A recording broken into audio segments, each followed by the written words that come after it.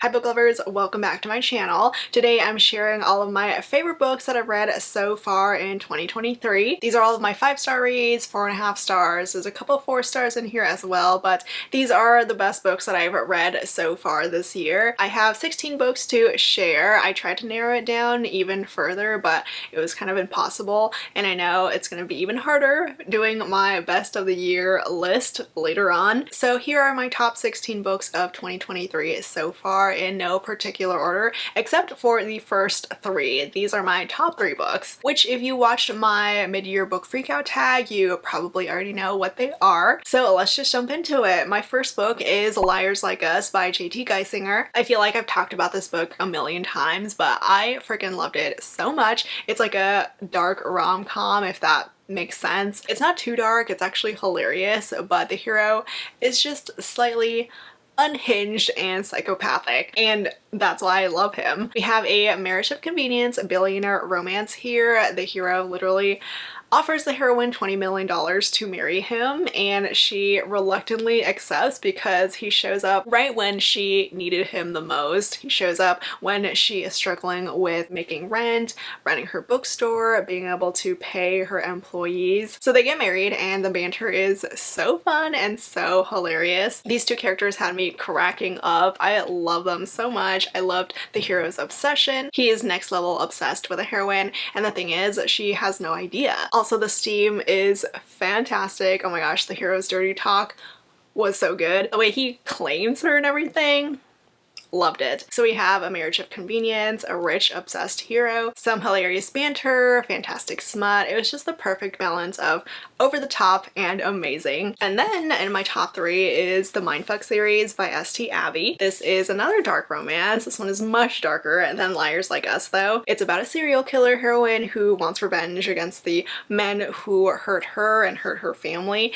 and the FBI agent who is trying to track her down. It gets so dark, so gritty, lots of violence here, lots of action. The series just has you gripped from beginning to end. You're like rooting for the heroine, wanting her to get her revenge, and then also wanting her to get her romance, get her happily ever after that she deserves. The series just blew me away. It lived up to all the hype that it has. I mean, it even exceeded my expectations. I loved it so much. It's such a unique story, a unique romance. You're completely absorbed into these characters and into their story once you start reading. It's like, how is she gonna kill her next target? When is the hero gonna find out who the heroine is? When is he gonna catch her? There's just so much going on here, and it was truly an unforgettable book. And then my last of the top 3 is In the Lives of Puppets by TJ Klune. This one is a sci-fi fantasy book with a romance. It was so perfect, just like every other TJ Klune book that I've read. I love his storytelling. I love the way he writes his romances and the way he writes found family. Here we have a found family of robots, because in this world robots are sentient and they have taken over the world. The hero is the last human remaining, and he's been raised by a robot father. It gets emotional, heartwarming, heartbreaking, and it's also so funny. Like, we have these robot side characters who crack me up. So the story was wonderful, and we do have a romance between the human hero and one of the new robots who shows up. They work together to find the hero's robot father when he gets taken away. There's a lot of secrets, a lot of reveals, all these twists and turns, but I just adored this book so much. TJ Klune always writes his books with so much heart, and you truly feel it. Also, I highly recommend the audiobook for this one if you get the chance to read it. And then a fantasy romance that I love this year, although this one is, I guess, more paranormal than fantasy. It's Bewitched by Thalassa. This one I say it's more paranormal because it's about witches and it's set in the real world, but still I loved it. It's the first book in a new series, and it was fantastic. I instantly fell in love with the heroine, who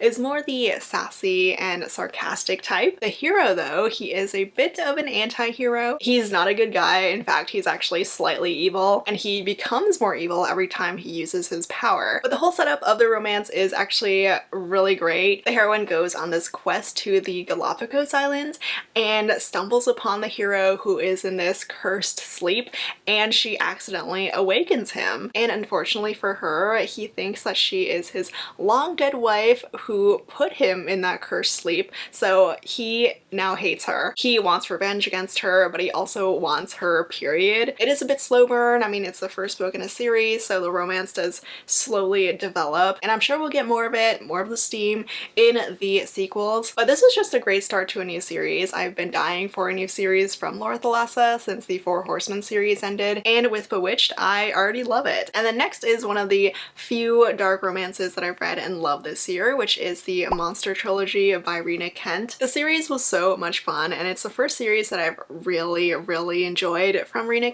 Like, I've tried to read her before, and I've tried to love her books, but I struggled a bit until now. The series just worked so well for me. I mean, I was intrigued when I heard it was a Mulan Mafia retelling. I had to read it since I love Mulan, and I mean, it does have some loose elements of Mulan, like the heroine joining the army, pretending to be a man, and falling for one of the higher ups. It's also very different from Mulan too, but I loved it. I loved the romance here. The hero is a type of hero who is very cold but grows very soft and warm just for the heroine. In the beginning of their romance, he takes her under his wing to train her, and then she ends up being his bodyguard, because not only is he like a military lieutenant, he's also an heir to a Russian mafia kingdom. I mean, he actually finds out that she's a woman pretty early on in the series. It gets wild. We have a lot of people trying to kill our main characters. There's lots of action, lots of angst. I just loved it. I especially loved how unconventional the heroine was. She's not the typical kind of heroine you would read in a mafia romance,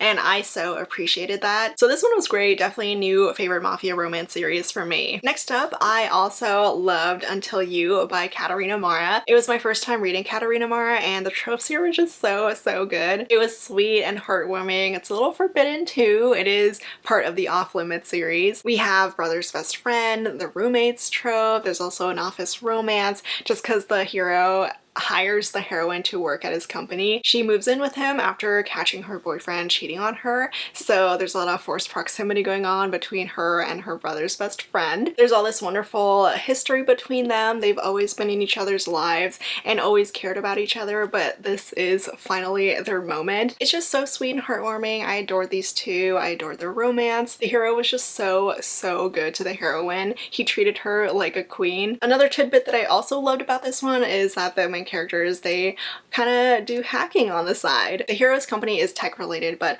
both main characters, unbeknownst to the other person, they do some online hacking. It's like some sort of vigilante hacking, but I like that part as well. But yeah, this one was just super easy for me to enjoy and read. I have two new favorites that are both novellas. First up is one of the hottest books that I've read so far this year, which is Glitch by Brianna Michaels. This one was exactly the smutty novella that I was looking for, and it was so perfect. I fell in love with the hero here. It's a gaming romance. The main characters have been gaming buddies, but they've never actually met in real life, even though they both are already halfway in love with each other through their voices and through their online conversations. They do finally meet though when she needs help with fixing her computer, and oh my gosh, the steam here was unbelievable. It was hot and spicy. We have a hero who loves to do some excellent dirty talk. You're truly in for a good time once you start this one. So I love this novella, and I definitely need to read more from the series. And then the other novella that I loved was Double Happiness by Jen Trin. This is the total opposite of Glitch, because this one is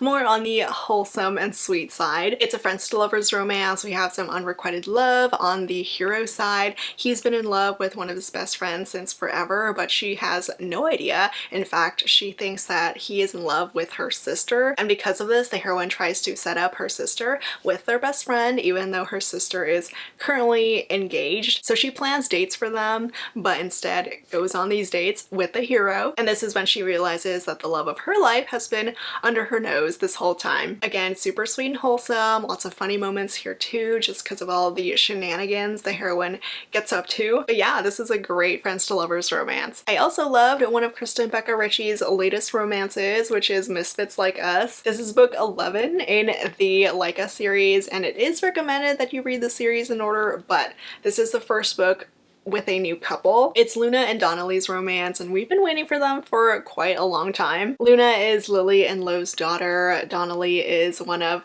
her family's new bodyguards, and they've always been close and good friends, but even though they want each other, they can't be together because of Luna's father. So it gets a little angsty, a little forbidden, but the romance is just so heartwarming. These two are definitely misfits. They don't fit inside any boxes, but they match each other so perfectly well. They're just so good for each other, but it's gonna be a hard road for them to get together. So I love their first book. The vibes of this one reminded me so much of the earlier Addicted series books. That's probably also why I love this one. But yes, I loved Luna and Donnelly and I can't wait for more from them. I also loved Love Theoretically by Ali Hazelwood. I mean, if you know me, you know I am an Ali Hazelwood fangirl. I absolutely adore her STEM romances, and this one was another wonderful one. We have enemies to lovers between rival physicists. She is a theoretical physicist and he is an experimental physicist, and these two do not get along. The heroine actually hates him because he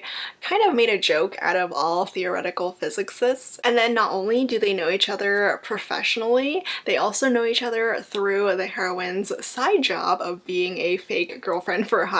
He doesn't hire her though, it's actually his brother who hires her, and that's how they first meet. It's just a super fun read. We have quite a bit of awkwardness here. A hero who hates the fact that he wants his brother's girlfriend, but he doesn't know that it is his brother's fake girlfriend. I just had the best time reading it, and also, I loved the cameo of Adam and Olive here. Next up, I loved King of Pride by Anna Huang. This is book 2 in the Kings of Sin series. It's Isabella and Kai's book, and I adored them. I fell in love with Kai like I knew I would. It was just such a very sweet read, which is not Anna Huang's typical kind of book, but it worked for Kai and Isabella because these two are just good characters. Neither of them have any sort of shady past. It's just a very sweet billionaire romance with a lot of heat. We have a stoic hero who grows soft only for the heroine. It's almost Grumpy Sunshine, but I wouldn't necessarily call Kai a grump. It's just similar in that vein where they're complete opposites but work perfectly well together. I loved how you get to see him slowly fall for this woman that he never expected, completely adore her and cherish her. He was so good to her. She brought out the best in him. The romance was just so sweet. And then I have to include one of my new favorite monster romances. It's a freaking dinosaur romance, which I did not expect to love, but I did. This one is called Sexual Tyrannosaurus by Elizabeth and Cassandra Gannon, but I specifically loved Taming the Tyrant Lizard by Cassandra Gannon. This was the only one that I read in this 2-book It's a ridiculous and hilarious fantasy monster romance with a T-Rex hero. He is king of the dinosaurs. He's also a single dad, and the heroine is the Amazon queen, and she wants to infiltrate his castle, so she pretends to be a nanny to get hired as his son's new nanny. It's just totally bonkers, but that's what you can expect from Cassandra Gannon. I absolutely love her books, so I didn't even hesitate when she came out with this one. It was nothing that I expected, but it was so good. It is very over the top, hilarious, and also super cute. Like the single dad part was great, the hero son is so funny, and the romance was a little bit slow burn. We do have a fated mates aspect here, which I always love. It was ridiculous, but so good. Another one of my favorites is Mixed Signals by B.K. Borison. This is book 3 in the Love Light series, and it's my favorite of the series so far. I feel like I'm in the minority for that though. I feel like most people love either book 1 or book 2, but this 3rd book was my favorite. It just had such endearing and wholesome characters, and I do love the unrequited trope when it comes to the hero having unrequited love for the heroine. This hero has been pining over the heroine for ages. He goes into her bakery every week to get a glimpse of her and also eat her baked goods. They were adorable, and I also love their sort of fake relationship. It's fake dating, but not in a way where it's to show everyone else that they're dating. They fake date in order to see what they want out of dating in general, because both of them have had some terrible luck when it comes to going out with other people. Obviously the hero has a problem because he's in love with the heroine, but yeah, they fake date in order to learn what they want, what they like. It's solely for them, so I like that little twist to fake dating. It is a small town romance. We've got some good small town vibes. I mean, the heroine, she owns their local bakery. The whole town is super close. Everyone is rooting for these two to get together. It was such a precious read. Next up, I have My Dark Romeo by Parker S. Huntington and LJ Shen on my list. With this collab, I really had no idea what to expect, but it was so fun and hilarious. You can probably sense a pattern that I do love funny books. If a book can make me laugh, I will probably love it. And My Dark Romeo definitely delivered on the humor. We have some great banter between the main characters. It's enemies to lovers with a marriage of convenience. The hero on purpose ruined the heroine's reputation to get revenge against her fiance. So instead of the heroine marrying her fiance, she's forced to marry the hero, who she now hates. So the banter between them was fantastic. They literally never stop with their quips against each other. They both try to make each other's lives miserable, but it never got to be too much. The romance and the hate was perfectly balanced, and I love the hero's best friends, like their whole guy group. It's 3 best friends, and they're so funny. I just found out that we are getting the romances for the hero's 2 best friends, so I am dying for them. And based on this title, we do have a bit of a Romeo and Juliet inspiration here. Of course, neither of them dies at the end, but yeah, this was a great collab. I feel like both authors tried to be as silly as they could, and it all worked out great. Next on my favorites list is Scarred Regrets by Adelaide Forrest. This one is a dark mafia romance. It's book 5 in the Blondie Crime Syndicate series, and it's my favorite of the series so far. Compared to the rest of the books, this one was just so much better, like so much better written. The story had me so invested, and also it got very dark. It's definitely the darkest of the series so far. There are triggers for sexual assault, sexual abuse, so just be warned of that. But the romance itself, I thought it was so sweet, so beautiful. The hero grew up with trauma, so now he can't stand the touch of another person, but it's insta-lust, insta-love when the main characters first meet. The chemistry is fire, but she can't touch him, at least not yet. He can touch her though, so this is when things get very steamy. I just love the connection that they have. I love the way that the hero adored the heroine. It is the type of romance though where the hero pushes the heroine away because he thinks that he's not good enough for her. My heart was just all over the place for them. It was hurting for them in a good way. It's intense and dark and gritty, and probably my favorite book from Adelaide Forrest now. And then finally, the last book on my list of my favorites of the year so far is Partners in Crime by Alicia Rai. This one was another funny book. Surprise, surprise. I thought the story here was so much fun to read. We have our main characters who used to know each other, used to love each other, and then when they finally reunite for their second chance romance, they freaking get kidnapped by some bad guys. The heroine's family has some bad history with the mafia, which is the reason why these two get taken together. It's nothing dark though. I mean, it is a rom-com. They run all around Vegas, get into these ridiculous shenanigans, trying to fix the problem that her family created. So there's a lot of illegal activities in this rom-com, which I thought was so much fun. And then of course, all the while the main characters are trying not to die, they end up falling back in love. So the romance was sweet, but everything outside of it was hilarious and non-stop action. The whole setup of it is wild, but it was such a great read. And that's it for all of my favorites of 2023 so far. These are my top 16 of the year as of July. So let me know your thoughts if you've read any of these books that I picked, or if you want to share your own favorites of the year, please do. As always, thank you so much for watching, and I will see you all next time. Bye!